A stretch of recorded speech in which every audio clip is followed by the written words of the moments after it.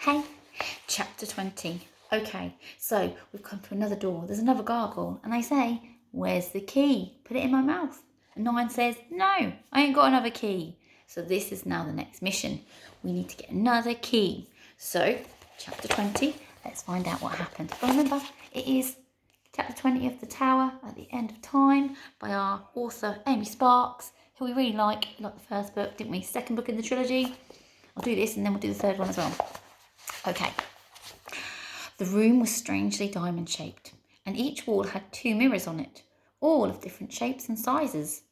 In the middle of the room stood a swirly 5-armed iron candle stand, holding 5 rainbow-flamed candles.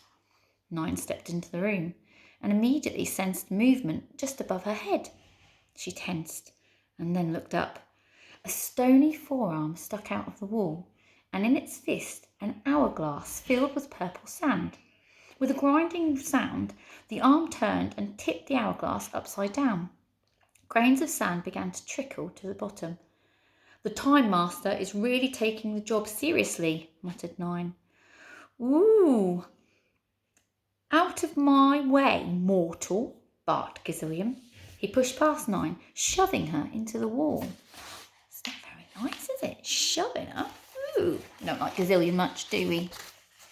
Instinctively, Nine stuck out her foot and smirked as the wizard stumbled onto the floor. Gazillion glared at her over his shoulder as he moved into the centre. Nine ignored him and moved towards the 5-armed candle stand, fascinated by their rainbow flames. And as she did so, her music box began to whisper again. Strange. Nine strained her eyes to hear, but it was drowned out by another voice. "The sands are falling, the sands are falling, the sands are..." "Come now, mirrors," said Gazillion. "I demand you reveal the hidden key to me, Gazillion the Unstoppable." He thrust his fingers forward, wiggling them at the mirrored walls. Flabbergast, Eric and Spoon peered around the doorframe. Everyone held their breath. No sparkling mauve threads shot out.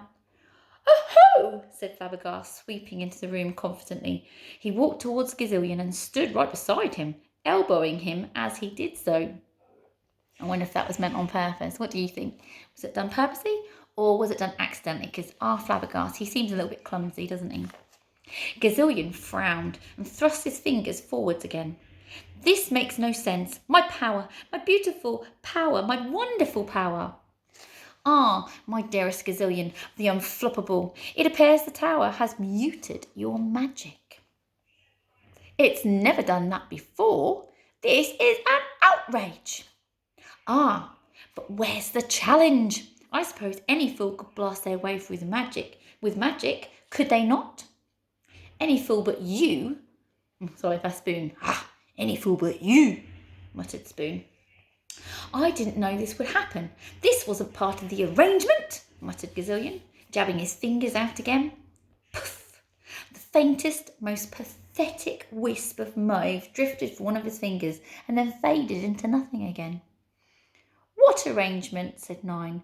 "With who did you have an arrangement?" Gazillion looked at Nine, and there was a flicker of fear in his eyes. For just a moment, his haughty expression faltered, but then he looked away. "Nothing that concerns you, mortal." Nine sighed. "Fine. Time is running out, and no one has any magic." "Clearly, madam, we have to trust our brains," said Flabbergast. "Your..." This is Spoon again. "Ah, your brain?" scoffed Spoon, pointing at Eric. "Ah, I'd rather eat Eric's pancakes than just your brain." Eric's face fell again. Oh, poor Eric. They keep moaning about his pancakes. "Oh, concentrate," said Nine to everyone. "The door gargoyle was expecting the key from the mirror that isn't a mirror, so we need to work out which one isn't really a mirror." Nine, the wizards, Eric and Spoon each moved towards a mirror. Spoon jumped up and down on the ground to try and see in his. "I just see my reflection," said Flabbergast. "This one must be a normal mirror." Nine stared at her own reflection and stuck out her tongue. "And this one must be a normal one too," said Nine, cautiously reaching out her hand towards the glass. The moment she touched it, She yelped and leapt backwards because underneath her fingertips, the glass shattered into a million tiny shards, which crumbled to the floor. Everyone gasped and froze. Then came the silent laugh of the tower, echoing in all of their minds. The room became darker. 9 looked up at the iron candle stand. One of the rainbow-flamed candles had now gone out. They were down to 4. She looked back at the smashed mirror. Behind the glass was just an empty wooden frame. Then, as if time were working in reverse, all the crumbs of the glass picked themselves up and zoomed back into position inside the frame. And there was 9's reflection once again. "Eric find, Eric fix," muttered Eric. A look of determination came over his face, and he stared at his reflection in a tall, thin mirror on the other side of the room. "Eric, wait," began 9, but Eric poked it with his long yellow fingernail. The glass shattered and crumbled to the floor. Just wood behind the mirror. Another silent laugh. Another candle out. 3 to go. Back into the frame, the tiny glass crumbs hurtled. "Eric, help!" the troll protested, lumbering to the next mirror. "Will someone get that foolish creature under control?" roared Gazillion. 9 dashed after him, but smash! Another mirror now gone. Another candle out. Only 2 left. The room was getting gloomy, and 9 could barely see anything, but she could just make out Eric reaching for another mirror. "Ah, stop your bouldering brain off," yelled Spoon. "Not help," said Eric, his fingernail just an inch away from the glass. "Not fix?" He looked at 9 uncertainly. "Boulder brain." 9 took his arm. "We'll find it. Just wait in the middle." Eric nodded. He turned awkwardly, raising his hand to pat 9's head, but he didn't get that far. He tripped over his own feet, lunged forwards, his long nail hand still extended, and smash! 1 candle left. 9's heart skipped a beat. "Oops." "I'll give you oops," growled Spoon. "Eric silly," wailed the troll. "Eric spoil." Just stay here and take some deep breaths or something," said 9, dragging Eric to the middle of the room. As the downcast troll puffed away noisily, 9 went over to the mirror that Flabbergast stood in front of. It had a blue frame decorated with golden question marks. 4 mirrors and 1 chance, said 9. "And time is not a friend of ours, madam." Flabbergast pointed to the hourglass. The purple sand glowed strangely bright in the gloom. The top was nearly empty. "There must be something different about not a mirror," said 9. "Ah," said Spoon, hopping over. "It's only one that holds the key we need." 9 stared at the mirror closely, examining the detail of the frame, looking for any clue at all in the glass. "How can you tell if something is glass?" "Eric smash. Apart from that." "Reflection," said Spoon. "They all have that." "Touch it," said Gazillion in front of a black oval mirror. "Cool and hard." "And we can't do that," 9 thought, the increasing urge to run around the room, smashing the mirrors and yelling in frustration. But calm, focus, breathe, just as she told Eric to do.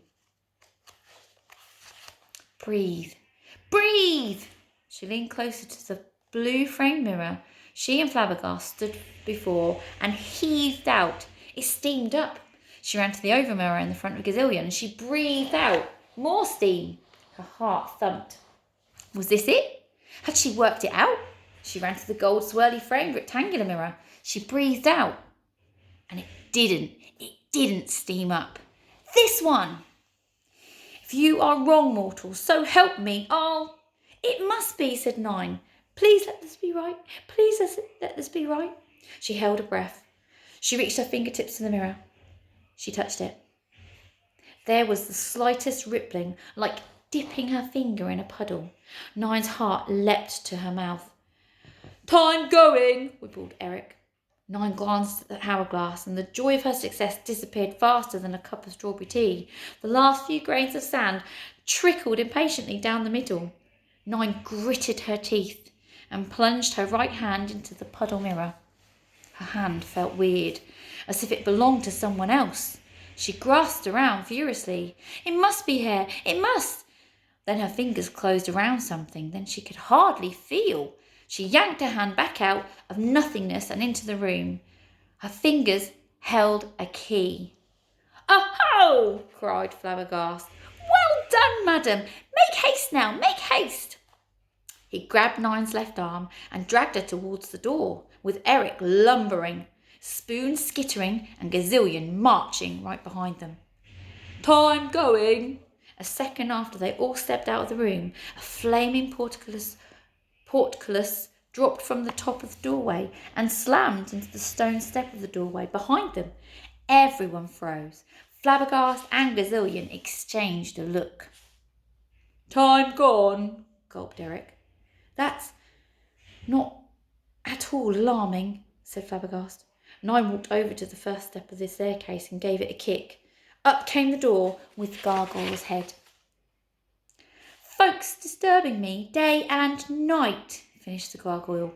She narrowed her eyes in confusion for a moment. "You stopped me in the middle of my sentence. Blinkin' askers, give me the bloomin' key." With great satisfaction, Nine thrust the key into the gargoyle's mouth and smiled at the key-muffed mutterings of the gargoyle, which probably involved several rude words. The door began to vanish from the top down. The gargoyle scowled at Nine and spat out the key onto the floor, as she and the key both disappeared from view. "Out of my way," said Gazillion, pushing past Nine and charging up the stairs. The voice echoed once more in Nine's head as she climbed the steps behind him. "The sands are falling. The sands are falling." So they're up to the next level. It is almost like a game, isn't it? So the hopscotch was the first part. The spiders and the scriptwriter was the second part. Then was the other door. Now we've got a second door. So it's almost like they're hitting all these different levels. I wonder how many levels they've got to go through, because we're on chapter 21. The book goes up to chapter 31, I believe. So 10 more chapters to find out what happens in the tower. So join me next time.